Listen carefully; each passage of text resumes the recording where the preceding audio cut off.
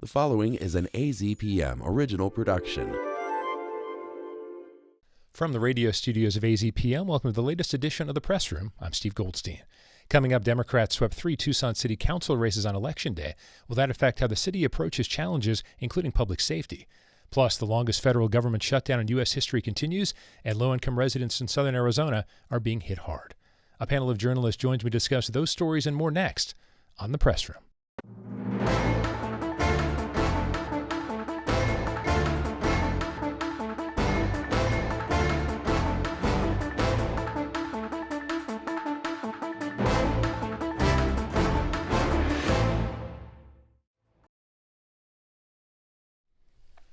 Welcome to the Press Room. I'm Steve Goldstein. Our panel of journalists joining me today are Paul Ingram of the Tucson Sentinel, Dan Shearer of the Green Valley News, and Joe Ferguson of the Tucson Agenda. Guys, thanks for being here. Appreciate your time. Sure, thanks. So, Paul, allegedly there were Tucson City Council races earlier this week, which not unexpectedly went the Democrats' way. Sure. But the dynamic of 2 new Democrats and then Kevin Dahl being reelected, is there anything, even if it's still a Democratic-dominated panel, to see any way that are we going to hear about different issues, or are we going to see a different sort of dive into some of the issues like public safety, for example? Well, I think that's a really good question. I mean, I think certainly we're going to see, we have 2 new council members. We're going to see a shift. One thing to keep in mind is that we have the most women that we've ever had on the city council. They were all elected. Okay. So, you know, we have two guys, Kevin Dahl and Paul Cunningham. Otherwise, the mayor's female. Everyone else, you know, it's a shift. You know, I think there's a sense that the city council has been sort of static, and it really hasn't. It's been really kind of in flux for a good long while, especially in the last 18 months. I mean, Steve Kozachek left, Richard Fimbres retired, so we have new members. You know, I think everyone throws everyone off a little bit because Karen Ulick kind of pinch hits and jumps into a seat for a little while, but we have a new board. One thing to keep in mind is like Miranda Schubert is a Democrat. She's also someone who really is connected with the DSA. At the party of the night, there were a bunch of members with a big banner who were celebrating her win. So that, I think, is really going to shift it. Now, on the other hand, we have Selena Barajas. She's the first woman for her ward, and she joins the board, but she may have a different sort of point of view. She may be more like Richard Fimbres, her predecessor, who was really sort of jobs-oriented, or she may have her own issues. So we have to see sort of what the board does and how they react to some of the major issues that Tucson faces. So, Joe, we'll get into the safe city thing a little bit later as we talk about the supervisors sort of versus the council, but public safety has been coming up a lot. Obviously, transit's been coming up a lot, even in correlation with that. Do you see the dynamic changing at all with this group? I think that we're going to see a renewed push to keep fares free. I think that Miranda Schubert's really put herself out there as somebody who's going to fight for this issue, and I don't think that's going to go away. But it sets up a contrast with the police department, where there's a lot of pressure to hire more officers or put more money into law enforcement, whatever that looks like. And so the push and pull of a $70 million program for transit is going to have an impact on the police department, whether anyone wants to link those two together or not. Yeah, let's dig in a little bit more on this too. Especially, I'm struck by the idea that people are thinking about running for council probably more than the year or so campaign of it. But what about a learning curve? Do we expect to see a learning curve from some of these folks, or have they been such activists maybe in the community it won't be that big a deal? Well, I think that both Miranda and Selena have had spent months watching this council and have relationships with members of the council. So I think the learning curve is going to be there, but I think it's more about, you know, where you get good coffee downtown than it is necessarily about policy or programs. Paul, you want to weigh in on that? I think that's a really great point. I mean, I think you're right about Miranda Schubert. She's really going to kind of push to keep the bus fares free. It'll have to see what that, I mean, the city faces a fairly significant deficit. They're going to have to start figuring out what to cut, where they can cut, what they need to spend. And there's really, there's a substantial push for them to spend, again, more on police and also on fire. So they have to think about how to develop those things. And the bus, I think, is one of the things that maybe there's a substantial amount of money that they're leaving on the table that maybe they can get back. But that'll be hard for the council to pass. Dan, one thing that came up related to just Election Day, Republican council candidate Jay Tolkoff complained that Pima County did not allow observers at ballot drop-off centers despite state law, and the response was that observers aren't required or permitted for all mail elections. Is that something to keep an eye on, just how the Pima County Recorder reacted to it? I think that we are seeing what's going to happen next year in spades, big time. And I think we need to, in fact, we're working on a story about it right now, just what can we do to make sure that the elections are fair, that you have observers, that they're transparent, but we know that the trolls are going to dive in and they're going to still make these baseless claims, and it's going to be a real, it's going to to be a difficult situation in 2026. We already see it because we saw Tuesday night what happened to the Republicans, and a lot of people are suggesting that perhaps is going to happen next year also. Well, your troll point is an interesting one, too, because I think, I'm going to sound naive here, forgive me, I think the general public wants there to be some sort of stops and starts here, some sort of advising consent, whatever terms we want to use to make sure. But then there is concern on both sides, and maybe in Tucson, maybe there's more of a concern on one side of the aisle or the other, that people are not necessarily being good stewards, being fair about this, like they're looking for things that maybe aren't there, when maybe there are things that should be looked for. People don't believe each other. You just described social media. That's things that aren't there, and that's exactly what's going to drive all of this. Look at 2020, probably the cleanest election in U.S. history, and we saw what happened with Donald Trump when he sounded the alarm and got everybody up in arms over it. I look for that to happen again next year, but I think people are going to be a little wiser and maybe have that initial uproar and then hopefully just dismiss him. Joe, is this Observer thing going to be a story? Yeah, I think so. I mean, we looked at that social media post just from yesterday or for 2 days ago that really got on fire about the ballots being processed. It was literally an act of what they're supposed to be doing, and somebody twisted it and turned it into something else. Last time I looked at that number, it was 2 million views, and it led to death threats, and it led to a social media response from the recorder's office, and this was just plain government doing what they're supposed to be doing. Everybody was doing their job, and they still try to twist it in a different direction. This is the second time this week that Tucson has been in the epicenter of social media misinformation. Yeah, and Joe, it might have been you, but also there was someone who commented on the idea of whoever posted the video was saying, "Oh, look at what they're doing, look at what they're doing," and someone in response said, "Yeah, we can see it." So that's a good thing. We can actually, if they were cheating, they're cheating in front of everyone who can see it now. So. Any thoughts on that, Paul? Yeah, I mean, I think what it comes down to is like any tiny little foothold that people can get is a way to attack an election. Just anything that seems, and there's a sense that people don't really understand the process. They don't really understand how things work. And then they use that to immediately attack an election. It's usually an election where they've lost. That's when all of a sudden the uproar comes out. It often comes from people who, when people are successful, oh, that election was great. When people lose, hey, wait a minute, this election is suspect. Does it make it different in a community like Tucson, which especially with these council races, is so one party? It's almost like with California's Proposition 50 with whether they should do redistricting or not. And it's one of those, it's a state that is so dominated by one party. In this case, Tucson's dominated by the Democrats, but there are other communities where it's dominated by Republicans. Mm-hmm. When we're thinking about some of the nuance of this, it almost feels like we learn more lessons in places that actually are called swing states, where it actually would matter if people were quote unquote cheating or not. With some of these other places, the accusations almost ring falsely because they're so dominated by one party or the other. Well, I think in part, maybe, but I think it's really just a sense of looking at just attacking every little tiny little detail. One of the complaints was that people walked out and they had their badges on their lanyards, but they weren't clear enough. Then they put the votes into a black bag. If the bag had been blue, does that matter? I mean, they're supposed to carry it in a sealed bag. So everyone's following the law and doing the process as they're required, but people want to find some reason while this election didn't go their way, and then that's when they really launched this sort of social media attack. And you talk about people looking for a foothold. They don't even need a foothold. They just need some excuse to go out there and put some doubt in people's minds. We saw this in 2020. Two ladies who were putting ballots in a suitcase is what they and today, by the way, they own an awful lot of property that once belonged to Rudy Giuliani because he was the one who was out there, and they had death threats, and they had all of this against them. We're going to see more of that next year, and this was just a little taste. Okay. Dan, longest federal government shutdown in history as of Thursday afternoon continues. You've had some choice words for Congressman Ciscomani in terms of just a lack of town halls, a lack of transparency. People on the other side of the aisle would say the same thing to some extent about Senators Gallego and Kelly. What are your opinions on all this? Well, those people on the other side of the aisle don't control the White House and Congress, and I think that's a big point. And okay, so what do we have? We have jobs lost. We have people going hungry. We have health care costs threatened. We have now restrictions on flying. What is Donald Trump going to do next? Kick our puppies?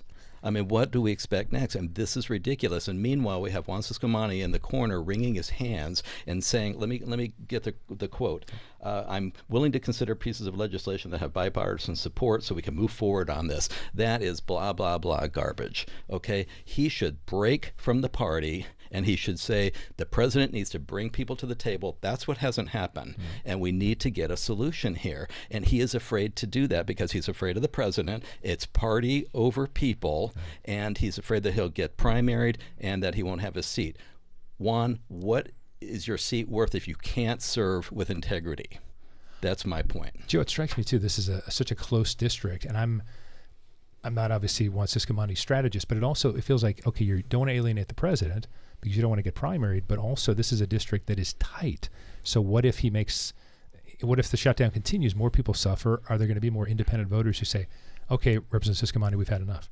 I think we're already seeing that. There's a lot of groups that have been forming and coalescing to kind of push against Ciscomani already. Also, I got to tell you, I don't really buy the premise that there's going to be a Republican challenger to Ciscomani. He's got millions of dollars in the bank and name recognition. No one's running against him. He's running against a Democrat a year from now, and that's where what he's putting his money and his efforts to. And so he's not going to do those things. And so what we get is inaction instead. Yeah. And I think when it comes down to, I mean, you've got the Republicans have the power to put legislation in. They can meet with the House. They can put legislation forward. They can say, what do the Democrats want? They want legislation on the subsidies. That's something they could do. They could do it now, and then once that's passed, they could do the CR, the continuing resolution. I mean, one thing to keep in mind is the continuing resolution that was supposed to be passed is going to run out in a couple of weeks. So even if they passed it, it doesn't mean anything. They'd have to create a new continuing resolution, and they really should by this point, but we're still in the same space, and we've been in the same space for 37 days. They haven't moved forward. No one's moving forward, and I think it's remarkable that Juan Ciscomani being a great example of somebody who seems to be just holding events, as many as he can, although he doesn't tell us about those events, but he holds events. He's not doing town halls. He's not doing events where he might find someone who might be critical of him, who might say, hey, we need subsidies because otherwise my healthcare is going to jump 50%, 200%, 300%. People are facing massive healthcare bills, and people are getting those letters now and realizing how much trouble they're in. And there just doesn't seem to be anything from Ciscomani or other House Republicans to sort of think about what this means. They've said that they have a healthcare plan. They've been saying this for 15 years. We haven't seen the plan. It's apparently a secret at this point about what the plan is, and they're not willing to take the system that we currently have and protect it so that people can have healthcare. And they've shut down the government, which means, yes, exactly like you said, thousands of people are out of jobs. Thousands of people don't have food. Food bank lines are huge. The county is now trying to put money into food banks. The city will probably do the same thing. The state has already done the same thing. So the question is of our Congress representatives, where are they? Yeah. Now, of course, for me, Adelita Grijalva is my representative, and she's not seated yet because the House won't do that even do that. But Juan Ciscomani pretty much isn't seated either. He hasn't been in Washington in 5 weeks. Sure. And so they were sent away, and he wants to extend those benefits for a year, and then we'll get it all fixed up in that time. Hey, here's the real truth. The Democrats don't trust you, and why would they? Look who's in the White House. Well, so Dan, one more question on this then. So if someone like Juan Ciscomani doesn't do what you suggest, which is doesn't feel like he's going to go to the president and say, listen, we need to get people to the table. As Paul said, we're at 37 days. What brings a settlement about? Is it just the big foot of Donald Trump saying to a bunch of Republicans, okay, I've had enough, let's do it? Or is there something else? Because it feels like seeing people out of work, seeing travelers completely kerfuffled, doesn't seem to be doing it, at least publicly. Right. Do you know what I think could work is if someone like Juan Ciscomani, and I do believe he is a man of integrity. I think he's a good man, a good representative, but he is answering to the wrong person, not the folks who live in his district. I think if he broke and said, you know what, this is hurting my people, these everything that's been rolled out so far, it's hurting my district. I'm here to represent my district, and I'm breaking with the president on some of these things. He will never do it because dear leader will not allow him to. And this is really frustrating for the people in CD6, even the Republicans, because they're starting to really get hit with it, specifically through tariffs on small businesses and now even bigger ones. And I think what's sort of surprising is there seems to be a distinct disinterest in this from the White House. The president is traveling abroad. He's renovating the White House. They're doing everything else. He's not going to Congress. I mean, I feel like other presidents have asked Congress to go to them. They have meetings in the White House. There's some agreement. There's usually a few people in the room, and they get to hash it out or argue about it for a little while. And the president seems to not be doing any of that. And maybe that's happening behind closed doors and we're not seeing it. But I feel like we'd know at this point that would happen. Are you suggesting that Donald Trump is distracted by shiny objects? Maybe. He's distracted by anything. He has the attention span of a gnat. And now it's hurting the entire country, and the country is pushing back against people like Juan Ciscomani. I hope he listens. Okay, Joe, let's move on. Been a lot of tension already between the Pima County Board of Supervisors, Tucson City Council. Wasn't created by conflict because of Project Blue, but certainly that added to the mix. So now Supervisor Rex Scott has used some very strong language in relation to Safe City and Mayor Romero. So he said that when Tucson officials introduced the Safe City initiative, they, quote, felt obliged to attack the county, disregarding or mischaracterizing our equally dedicated work to take on these issues, end quote. You reported on this in the agenda. What do you make of the supervisors versus the council, and where does Supervisor Scott fit in there? So I think the first thing we need to accept is that there's tension always between these two bodies. And it's been there forever. But recently I think that there has been a push. The Safer City Initiative, Project Blue, and some other issues have really kind of bubbled up to the surface. Now that there's a money crunch on top of it, there's a real push and pull. One of the other issues is the city really wants to prosecute more people on open use drug crimes, and we're not seeing that from the county attorney side. The charges are there, and then the charges are dismissed. And so I think there's a real push and pull right there between the two groups. And so Rex Scott has been pretty quiet for a while, and I think he reached his breaking point at some point. He wanted to say clear the air before this joint meeting in 2 weeks, but I got to say that, I think that this was always going to happen. At some point, he was going to say something. If it wasn't him, it was going to be another member of the supervisors. So there's some tension there, but we have to accept that it's been there all along. But it was so direct. I think that was what the statement. Some of these press releases we see are just so milquetoast. This was not. No, he really let it out. I mean, I think I counted 1,500 words just on the issues trying to explain himself. And so if you read it, it's one thing, but watching it at this council meeting in front of everybody is, a real show at the end of the day in terms of showing his ire for certain members of the city council who he specifically called out, which is pretty unusual at the end of the day. Even the city didn't really do that. Yeah. Dan? As far as boring government meetings go, what we saw was a major league smackdown of Mayor Regina Romero, who more than deserved it. Here she is lording it over a city that has drug problems, crime problems, homelessness, and what does she try to do? Deflect and blame it on other people. And he was having none of it, and it was almost enjoyable to watch because every word he said was dead on accurate. And what he wants to do is clear the air so that we can have this meeting on the 18th and that we're not bickering over this. She's not going to let it go, though, I can tell you. I mean, as an idea that she's going to clear the air, I think we might have kind of accelerated the bickering. I mean, I think Joe's right. I mean, this is sort of a marriage between two different organizations, and they've had a long running disagreements over years because they have to. They live in the same house, so to speak, and there've been fights over differential water rates. I think Project Blue probably kind of really kicked this up because there was a sense from the city that the county kind of just passed Project Blue without really thinking about it, and that put it in the city's lap, which meant that they really had to deal with it, and it was very frustrating. Now, we'll be clear, the city manager was the one who was actually kind of building the Project Blue in the first place and working through it, so there's some sense that maybe the city kind of tried to blame the county for something that they actually did. And then with this, I mean, yeah, the city and the county there's a crime problem they're trying to solve. They're trying to figure out what to do with people who are homeless, people who are drug addicted, and how to sort of solve those problems. I mean, there's a problem with the Pima County Jail not accepting people who may have recently taken fentanyl, which means that Tucson police, when they arrest somebody who may have just taken it, they have to take them to the hospital, which might burn their time up. 4 6 hours is waiting in the waiting room for somebody to be cleared. Then they can take them to jail. TPD's been frustrated about that. There's just been this continuous issue with this, and I think the Safe City Initiative meeting, there was our mayor really criticized the county. She said that our court system is broken. They want to see more prosecutions, and certainly that's part of the initiative to do that. But there's a question about then what? How do you use the transition center well? How do you use the jail well? How do you do these programs that we have built in? Joe? I just wanted to say that I think that we're going to have this meeting in 2 weeks, but there are some people that aren't going to be there. The sheriff and the county attorney are not going to be part of this. They are elected on their own. They have their own political authority, and they're not at the table. They're being talked about, but they're not going to be told what to do by anybody. So they've got their own electorate and their own problems to fix. So even this meeting isn't going to necessarily solve those problems. Dan, certainly most of our viewers and listeners live in southern Arizona, but there's some who don't. So to that end, can you give us sort of a brief primer? Because people, I think, will think to themselves, okay, well, the Tucson City Council, dominated by Democrats, Pima County Board of Supervisors, dominated by Democrats.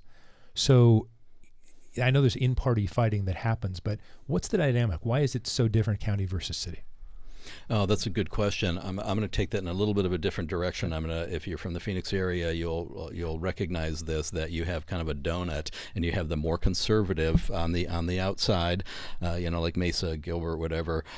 Down here we have Marana, Oro Valley, Sahuarita, where I live, Green Valley, and then you have Vail, which is unincorporated, but also leans a little bit more to the right. And I can tell you that I'm hearing more and more people, perhaps just threats, maybe not real action, saying we want to move out to those areas because we're just done with Tucson and its cruddy roads and its poor government and its weak leadership. Okay. Paul? I mean, think about it, though, like the roads is such its own sort of weird problem because it has the RTA, and the way the RTA is designed is sort of put the city at getting the least amount of projects that it needs to be done. There's lots of things where the county has gotten a lot more. On the other hand, I also feel like people always complain about the roads in Tucson, no matter where, no matter where you are, no matter how it goes. We just have a perennial problem with road and constructions. But that's certainly one of the things that voters say. They want to see that fixed. That seems to be the two major issues every election cycle in the city and the county is roads, what to do about roads and what to do about crime. And those team issues keep coming up again and again and again. I'm not even sure if we can solve those issues. I mean, fundamentally, there's only so much money the county has. There's only so much money the city has. Do you want to throw all the money into roads for several years and fire all the firefighters and get rid of all the parks? Maybe we'd have great roads, but then what? So I think there's big questions about that. But there's really one road we should be talking about because it's kind of emblematic of Tucson, and that's the one that leaves the airport and is awful. And there's your welcome to Tucson, clunk, clunk, clunk, and you're going to lose a tire, and cars going to be out of alignment and everything. I'm thinking, can they just do that one? That you talk about being tone deaf right there. That's people coming into your city, and look what's welcoming them: potholes.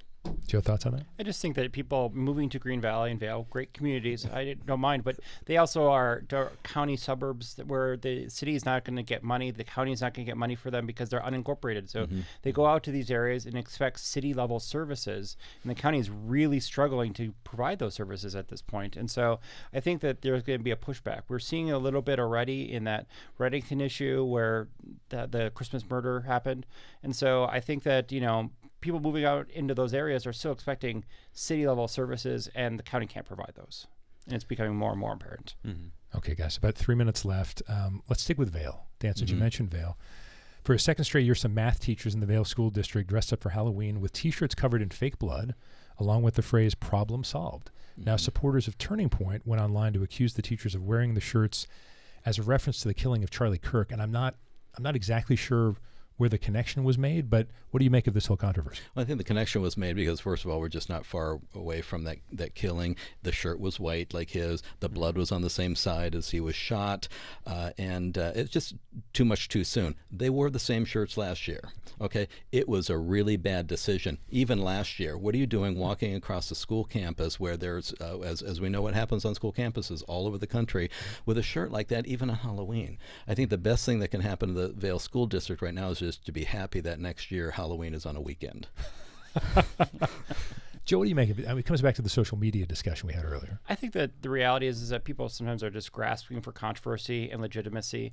And so I think it was a stretch all along to try to paint these teachers as anything other than wearing holiday shirts. They were all the same. They're all identical. They all look the same. It was pretty clear that this wasn't a coordinated event. This was a commercially bought T-shirt from somewhere, and people went too far in reaching to get likes, clicks, and that social media buzz. And so I think this was a terrible story all the way through, and the people that put those stories up never apologized. Many of them didn't take down their tweets. They're still up right now. Yeah, no consequence. I'm not stunned by the lack of apology. I'm a little bit surprised by not taking them down. Seems, I don't know. Paul, what are your thoughts on this? Well, I think the central problem is we have people who look for something to get furious about, and they're unwilling to fact check or think it through or make any kind of comparisons or do any kind of digging. They go at the first thing that makes them mad. They put it out there. And the problem, of course, is that you end up with a situation where lots of people react, and they react really negatively. I mean, Vail School District received hundreds of death threats. They had to have the Pima County Sheriff come to the school to make sure the school was okay.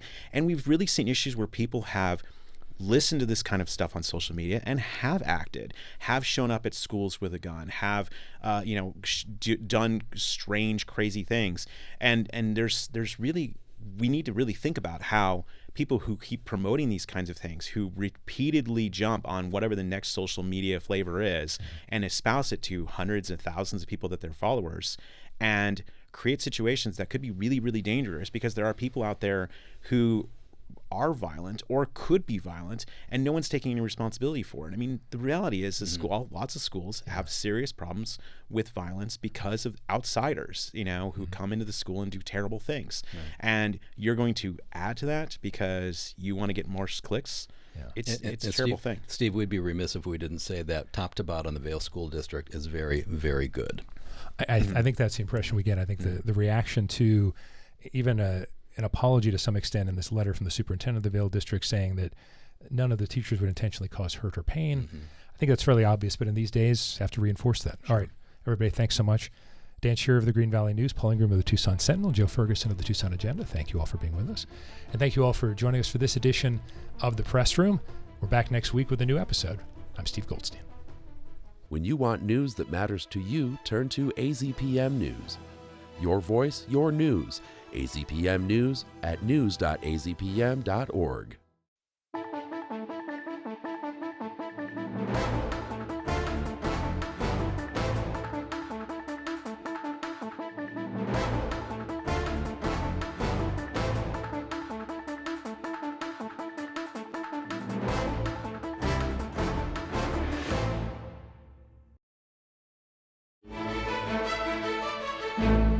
Thanks for watching The Press Room here on YouTube. If you have a question about something we talked about, please leave a comment below. And for more Press Room, click right here.